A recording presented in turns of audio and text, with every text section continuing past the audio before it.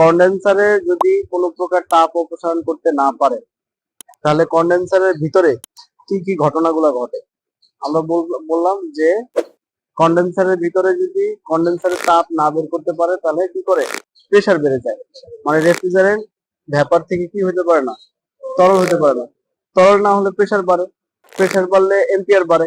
কারণ এই যে কন্ডেন্সার থেকে যে ইয়াটা বের হইতেছে, কম্প্রেসার ডিসচার্জ থেকে যে প্রেসারটা বের হইতেছে, এখন এখানে যদি পূর্ণাঙ্গভাবে তরল না করতে পারে তাহলে কি করবে, এখানে বাধা সৃষ্টি, বাধার কারণে কি হলো, এখানে এম্পিয়ারটা বেড়ে, চাপ বেড়ে যাবে, চাপের কারণে এম্পিয়ার বেড়ে যাবে।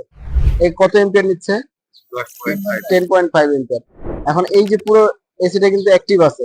যদি আমার কন্ডেন্সারের, আমরা ফ্যানটা বন্ধ করে দিই, ফ্যানটা বন্ধ করে দিলাম, কম্প্রেসার চলতেছে, হ্যাঁ, তাহলে ওখানে কন্ডেন্সারের তাপ কিন্তু বের করতে পারতেছে না। এখানে হাত দিয়ে দেখো কন্ডেন্সারের তাপ বাড়ছে না, এবার এম্পিয়ার দেখো তো বাড়তেছে কিনা, এম্পিয়ার বাড়ছে, কত বাড়ছে। তাহলে এই কন্ডেন্সার ফ্যান মোটর বন্ধ করার ফলে কি হলো, চাপ বাড়তেছে, কিন্তু ভিতরে কিন্তু চাপ বাড়ছে, সেটা কিন্তু খালি চোখে দেখা যায় না। তাহলে এইভাবে যদি এম্পিয়ার বাড়তে থাকে, যদি কন্ডেন্সারে ময়লা থাকে, তাহলে তাপ যদি বের করতে না পারে তাহলে চাপ বাড়বে। চাপ বাড়লে প্রেসারটা কোথায় কোথায় পড়ে, কম্প্রেসারে পড়ে, ক্যাপাসিটরে পড়ে। ক্যাপাসিটরটা নষ্ট হওয়ার পিছনে একটা কারণ, সেটা হলো কন্ডেন্সারে ময়লা। তাহলে ক্যাপাসিটর তোমার নষ্ট হলে শুধু ক্যাপাসিটর চেঞ্জ করে দিবে, ব্যাপারটা কিন্তু এরকম না। আগে দেখতে হবে কন্ডেন্সারে ময়লা আছে কিনা। এটা কিন্তু এখন নিরাপদ স্থানে নাই, অনেক গরম হয়ে গেছে। হাত দাও, হাত দাও। আমরা এখন ফ্যানটাকে চালু করে দিই। কত এম্পিয়ার নিছে, 15, 16 এম্পিয়ার চলে আসে, 16 এম্পিয়ার, তাই না? এম্পিয়ার বাড়তে থাকবে। কিন্তু আমরা যদি এখন ফ্যানটা আবার অন করে দিই, দেখো ফ্যানটা আমরা দিয়ে দিলাম, এখন দেখো তো এম্পিয়ারটা কমে কিনা। তাহলে কন্ডেন্সার কি করতেছে, কন্ডেন্সারের ভিতরে যে রেফ্রিজারেন্টটা আছে সেটা তরলে পরিণত করতেছে। তরলে পরিণত করার ফলে প্রেসারটা কিন্তু কমে গেল। প্রেসার কমে গেল মানে কি, এম্পিয়ারও কমে গেল। এখন কিন্তু স্বাভাবিকভাবে আছে, এখান থেকে এখন ঠান্ডা বাতাস বের হইতেছে। কিন্তু যদি কন্ডেন্সারে তাপ অপসারণ করতে না পারে তাহলে তোমার এম্পিয়ার বেড়ে যাবে। এম্পিয়ার বাড়লে ক্যাপাসিটরের উপরে চাপ আসবে, কম্প্রেসার নষ্ট হয়ে যাবে।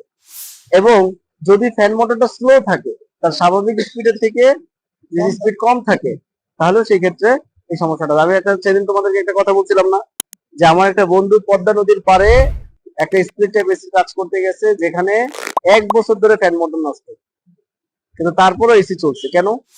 তার কারণ ওই যে নদীর পারে যে তোমার প্রচুর পরিমাণ বাতাসের ফ্লো থাকার ফলে কন্ডেন্সারটা ঠান্ডা হয়ে গেছে। তো কন্ডেন্সারকে আমার তাপ অপসারণ করতে হবে, এটা হলো আমার কি মূল কাজ। এই মূল কাজটা আমার ঠিকভাবে হয় কিনা, সেটাই হলো বিষয়। তাহলে আশা করি সবাই বুঝতে পারছো না। আমরা থিওরিক্যালি এটা কিন্তু বুঝাইছি, এখন প্র্যাকটিক্যালি দেখলাম, হ্যাঁ, যে কিভাবে আসলে কন্ডেন্সারে যদি তাপ বেড়ে যায়, আমার এখানে চাপ বাড়ে, চাপের বলে কি চাপের ফলে কি হয়, এম্পিয়ার বাড়ে। তাহলে আমাদের যে এই যে মিটার গুলো আছে, এই মিটার গুলো দিয়ে আমরা মেনলি এই যে এই মাল্টিমিটার আছে, এখানে ক্লিপন মিটার আছে, এই মিটার গুলো দিয়ে আমরা মূলত এই মেজারমেন্ট গুলো করে আমাদের বুঝতে হবে যে এসিটার ত্রুটিটা কোথায়। ক্যাপাসিটি যদি নষ্ট হয়, কখনো ক্যাপাসিটি চেঞ্জ করে দিবা না ডিরেক্ট। ক্যাপাসিটিটা নষ্ট কেন হলো সেটা খুঁজে বের করতে হবে। কম্প্রেশন নষ্ট হয়েছে, কম্প্রেশনটা নষ্ট কেন হয়েছে সেটাকে খুঁজে বের করো।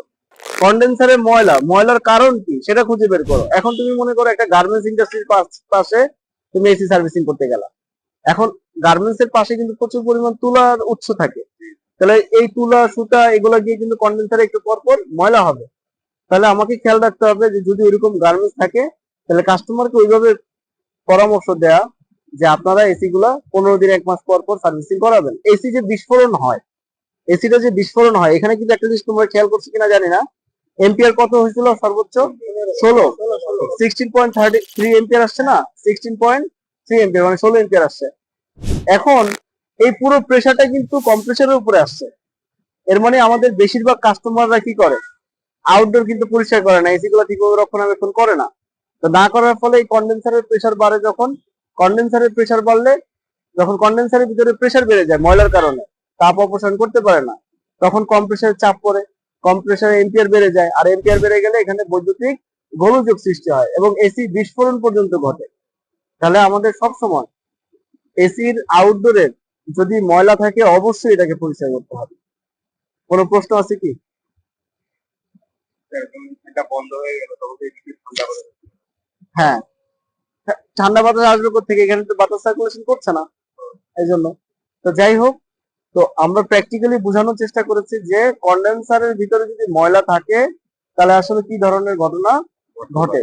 তাহলে আমরা এই যে শুধু ক্যাপাসিটর নষ্ট হলেই যে চেঞ্জ করে দিব ব্যাপারটা এরকম না, নষ্ট হওয়ার কারণ সমূহগুলোকে আগে খুঁজে বের করতে হবে, ঠিক আছে?